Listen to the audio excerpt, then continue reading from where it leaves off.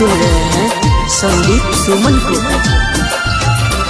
जहिया से ऊ पगली गेलो बेटा तोर पगला भेलो जहिया से ऊ पगली गेलो बेटा तोर पगला भेलो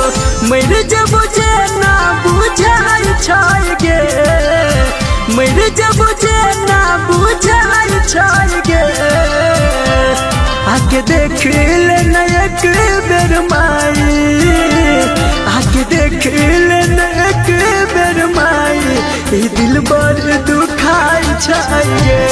आके देख ले न एक बेर माई दिल बर दुखाई छाइए गे माई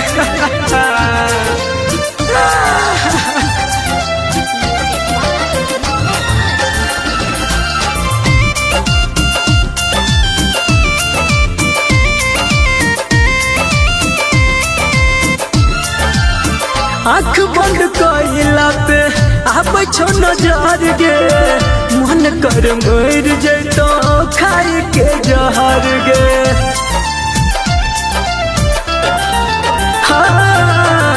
आँख बंद कइला पे आप छो नजर गे मन कर मर जैतो खाई के जहर गे भरलोर से नैन गे मिले चैन गे मीठा मीठा दर्द जानाई छाई गे मीठा मीठा दर्द जानाई छाई गे आके देख ले न एक बेर माई आके देख ले न एक बेर माई दिल बर दुखाई छाई गे आके देख ले न एक बेर माई दिल बर दुखाई छाई गे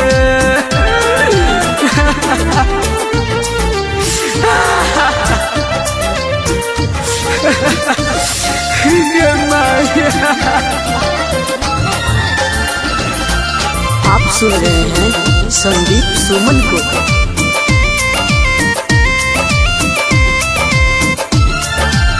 रही रही याद कर अब सब दिन गे संदीप सुमन रहने पे तो कर दिन गे